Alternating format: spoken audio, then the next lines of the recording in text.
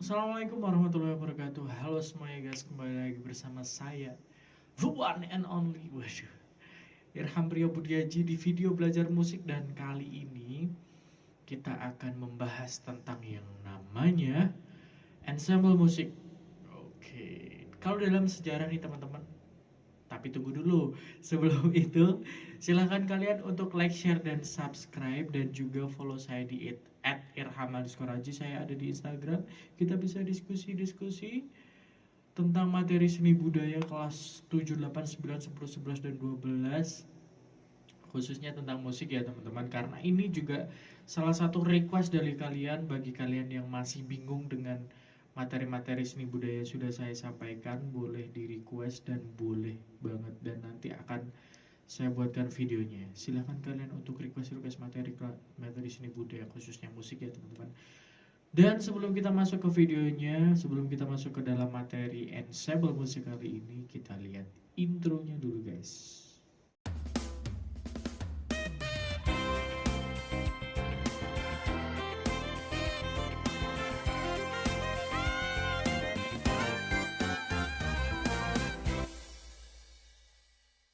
Ensemble musik. Nah, ensemble musik itu pada sejarahnya adalah berasal dari bahasa Prancis atau mana ya, saya lupa. Pokoknya eh, tulisannya tuh ensemble gitulah. Ensemble yang berarti dalam bahasa itu Prancis atau Italia, saya lupa. Prancis Prancis atau Itali. Nah, kalian bisa cek sendiri sejarahnya ensemble musik itu gimana. Dan ensemble musik itu pada intinya adalah memainkan sebuah lagu dengan alat musik yang berbeda ataupun sama juga bisa, yang dimainkan dengan bersamaan, khususnya temponya dan kuncinya dan lain sebagainya itu secara bersamaan. Pokoknya apapun yang bermain secara bersamaan itu disebutnya ensemble musik. Nah, dalam ensemble musik ini terbagi menjadi dua teman-teman. Yang pertama yaitu ensemble musik sejenis.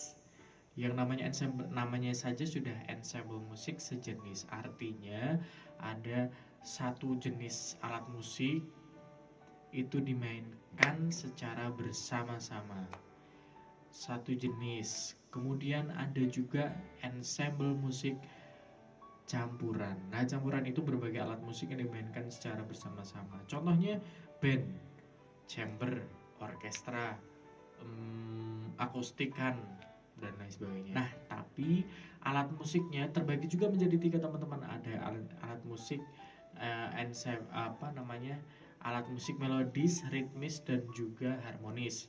Nah, yang pertama adalah ritmis dulu. Kita bahas ritmis dulu. Alat musik ritmis itu adalah semua alat musik yang biasanya tidak mempunyai nada. Alat musik ritmis itu adalah alat musik yang berfungsi untuk menjadi satu penentu tempo gitu. Jadi kayak misalnya contohnya kajon, drum, kemudian alat-alat perkusi yang lain. Nah, itu gong dan lain sebagainya itu biasanya kan dung dung dung blong gitu. Kalau kalau di gamelan Jawa itu dia penentu temponya. Sebenarnya kalau di gamelan Jawa ini agak melenceng ya, karena penentu tempo dalam gamelan Jawa itu bisa dapat dari gong, akan tetapi juga bisa dapat dari kendang, tak tak tung dang, tak tung tung tung gling gitu. Nah, lanjut ke yang selanjutnya. Tadi kan sudah ritmis nih, sekarang alat musik melodis. Alat musik melodis itu alat musik yang menghasilkan nada-nada itu kayak, tapi biasanya nih menurut saya pribadi alat musik melodis itu hanya bisa menghasilkan satu nada dalam satu permainan gitu loh teman-teman. Jadi kayak trompet, saxophone, kalian tahu saxophone kan, terus trompet yang gitu, terus yang trombon gitu, Terus ada juga tuba, klarinetnya Squidward itu gitu. Terus ada flute yang sering didangdut.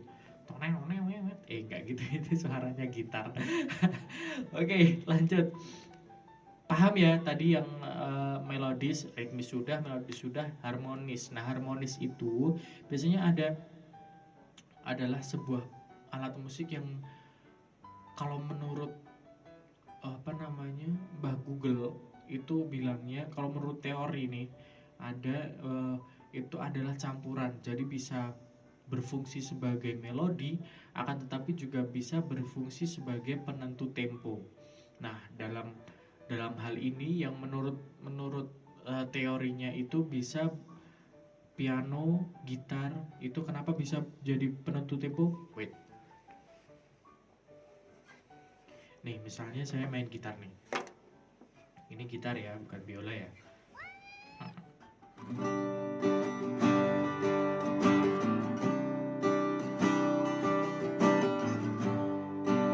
Kalau saya main gitarnya seperti ini, itu kan berarti menggiring si drummernya untuk bermain juga sama, bermain dengan tempo segitu. Padahal kan alat musik drum itu kan termasuk ke dalam alat musik ritmis. Akan tetapi karena sudah digiring, kalau intronya gitar dulu, artinya kan temponya sudah manutnya ke gitar gitu loh. Gitarnya misalnya kan drumnya terus jadi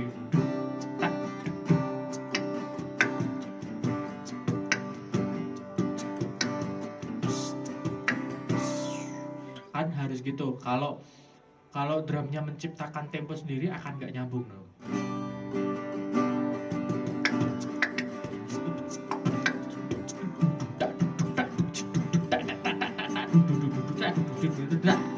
Nah itu kan nggak nyambung. Jadi ya namanya alat musik ritmis itu kalau menurut saya di sini. Kalau menurut saya alat musik harmonis itu bisa berfungsi sebagai ritmis atau penentu tempo dan juga bisa berfungsi sebagai melodi. Nah, gitar kan juga bisa menjadi melodi, teman-teman. Gak usah tak contohin lah. Ya yang melodi itu tadi kan bisa berfungsi sebagai melodi. Nah, jadi itu teman-teman, jadi ada alat musik ritmis, melodis dan juga harmonis. Nah, di dalam ensemble musik itu pada band itu harus ada salah satu di antaranya, teman-teman. Ada harmonis, melodis dan ritmis. Biasanya kalau dalam sebuah band itu kan minimal ada 5 orang nih. Ada satu yang pemain gitar. Pemain gitar itu sebagai alat musik apa? Harmonis. Keyboard sebagai alat musik harmonis bisa, ritmis melodis juga bisa.